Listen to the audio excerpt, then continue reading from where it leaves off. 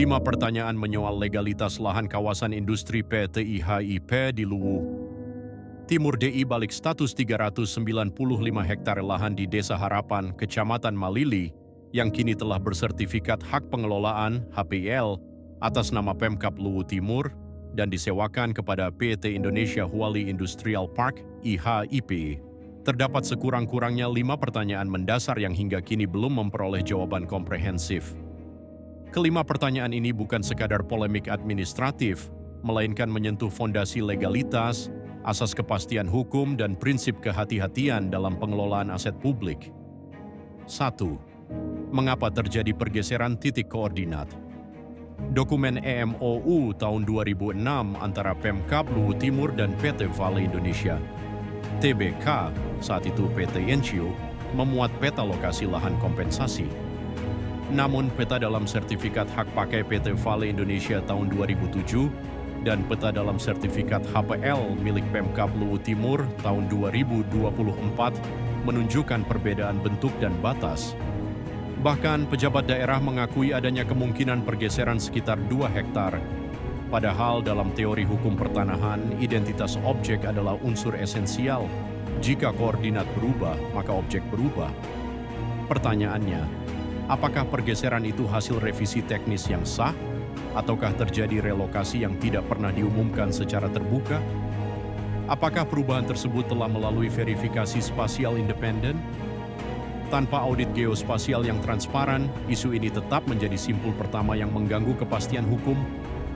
2. Bagaimana lahan kompensasi bisa disertifikatkan sebagai hak pakai?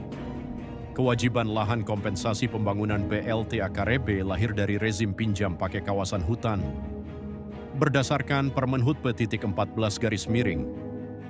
Menhub Strip 2 2006, lahan kompensasi seharusnya diserahkan untuk menjadi kawasan hutan pengganti, bukan menjadi aset komersial. Namun pada 20 Juni 2007, PT Inco justru memperoleh sertifikat hak pakai atas lahan tersebut. Hak pakai adalah hak untuk menggunakan tanah negara dalam jangka waktu tertentu. Ia bukan hak milik. Pertanyaan mendasarnya, 1.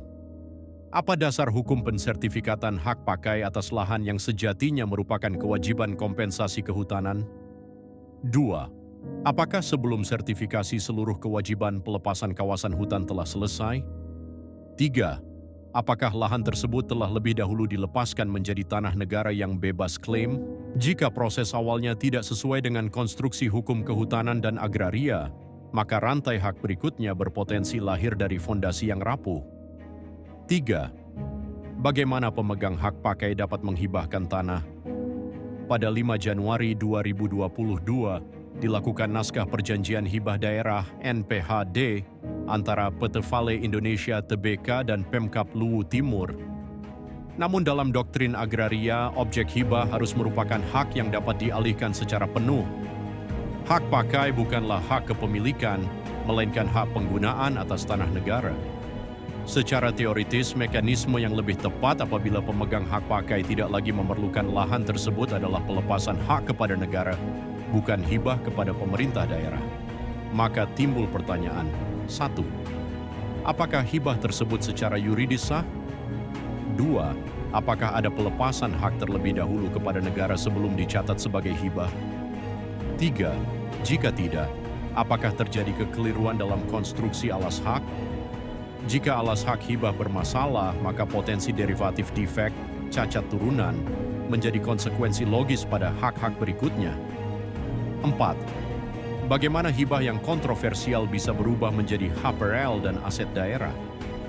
Setelah menerima hibah tersebut, Pemkab Luwu Timur mencatat lahan itu sebagai barang milik daerah, BMD, menerbitkan SK penetapan kawasan industri, dan pada 28 Agustus 2024 memperoleh sertifikat hak pengelolaan, HPL. HPL adalah hak penguasaan negara yang dilimpahkan kepada badan tertentu untuk dikelola. Namun jika alas hak hibahnya dipersoalkan, maka penerbitan HPL juga berpotensi terdampak secara yuridis. Pertanyaan mendasarnya, apakah Kementerian ATR-BPN telah menguji secara mendalam rantai hak dari 2006 hingga 2022 sebelum menerbitkan HPL? Apakah potensi cacat administrasi pada tahap awal telah diklarifikasi? Jika ditemukan kekeliruan pada tahap awal, apakah HPL tetap memiliki kekuatan penuh? Dalam hukum administrasi, legalitas suatu keputusan tidak hanya bergantung pada prosedur terakhir, tetapi juga pada keabsahan seluruh rantai sebelumnya. 5. Bagaimana aset yang sejak awal dipersoalkan bisa ditransaksikan ke pihak ketiga? Pada September 2025, Pemkab Luwu Timur menandatangani perjanjian pemanfaatan HPL dengan PT Indonesia Huali Industrial Park selama 50 tahun. Nilai sewa 5 tahun pertama sebesar 4,445 miliar rupiah. Namun muncul persoalan, apakah penyewaan aset strategis ini telah memperoleh persetujuan DPRD sebagaimana diatur Permendagri 19/2016? Apakah seluruh aspek sosial dan agraria di lapangan telah dinyatakan clear and clean? Bagaimana jika di kemudian hari alas hak HPL diuji dan dinyatakan cacat? Transaksi atas aset publik yang rantai legalitasnya dipersoalkan berpotensi menimbulkan risiko hukum bukan hanya bagi pemerintah daerah, tetapi juga bagi investor. Kelima pertanyaan di atas membentuk satu garis lurus.